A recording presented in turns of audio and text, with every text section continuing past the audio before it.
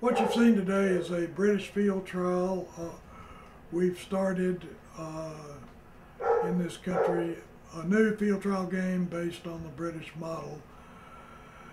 And if you look at the history of American field trials, they started in about 1931, and they were run under British field trial rules for 10 years before they really started following AKC rules. And if you look at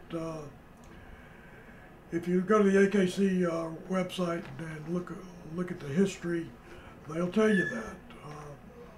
The British field trials are a real good fit for the American gun dog owner.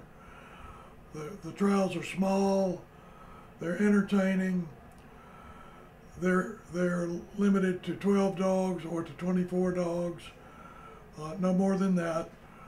The mechanism is that you send an entry in for a field trial. All the entries go into a hat, and they're drawn out. And if it's a one-day trial, the first 12 dogs drawn are the ones that run. If it's a two-day trial, it'll be the first 24 dogs that run. That makes the trials easy to put on, makes them entertaining, makes them intimate and friendly, and everybody has a good time. There's a great element of suspense in these trials. All the birds are shot flyers, and the test is determined by where the bird falls. Also, when a dog fails a test, he's called up, and another dog is sent to try to get the bird, so that tends to make the cream rise to the top, and you are able to select the good gun dogs that way. It's basically a very valid test of gun dog skills. And the business model for this organization, and the organization is the American Gun Dog Club, which has been formed and has a website now and is in operation. And the mission statement of the American Gun Dog Club is to run field trials under British field trial rules, which I have just described to you. The American Gun Dog Club is the governing agency for these American trials run under British rules. It will train the judges, it will govern the trials, it will license the trials, it'll operate the quality control on the trials. It will also register dogs so that the dogs that win titles in these trials can be identified from their pedigrees and used for breeding selection. I guess the business model is going to be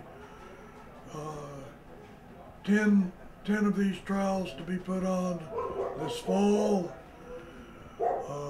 20 in the spring of 2010, and 30 to 40 in the fall of 2010.